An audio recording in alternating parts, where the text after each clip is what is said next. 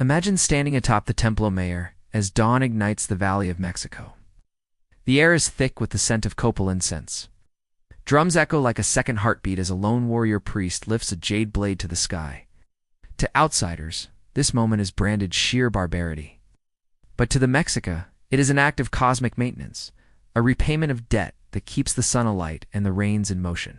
In the 15th century, when Spanish chroniclers branded Aztec human sacrifice barbaric, their words carried the weight of a society untouched by such practices.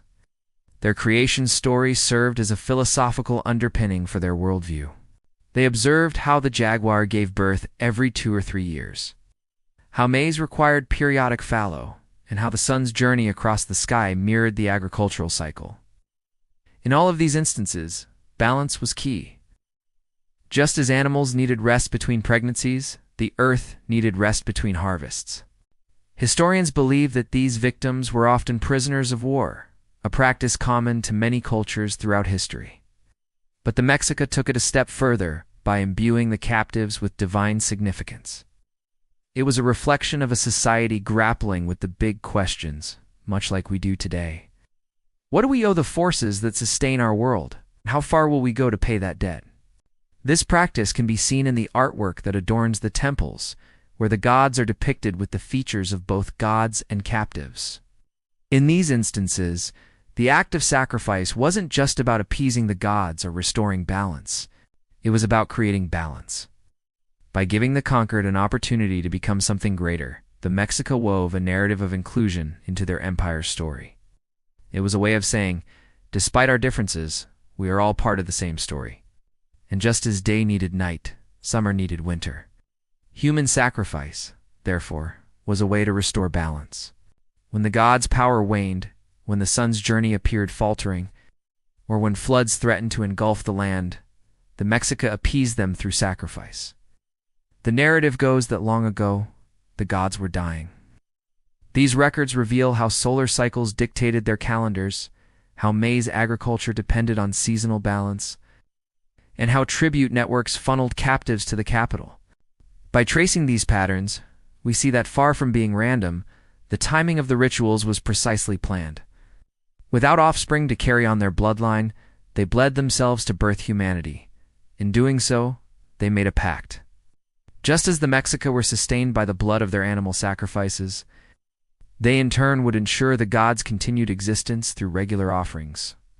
It was a testament to the lengths to which the Mexica went to keep the world in balance, both in the heavens and on earth.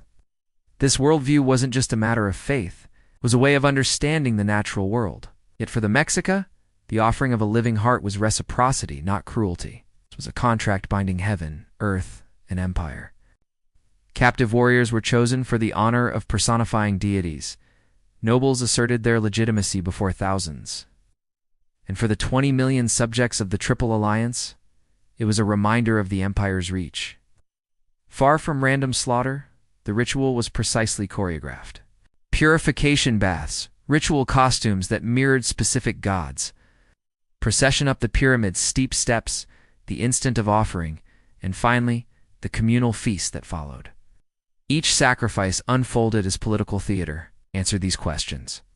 We must de-risk the story from the sensationalist narrative of blood-soaked altars and frenzied priests.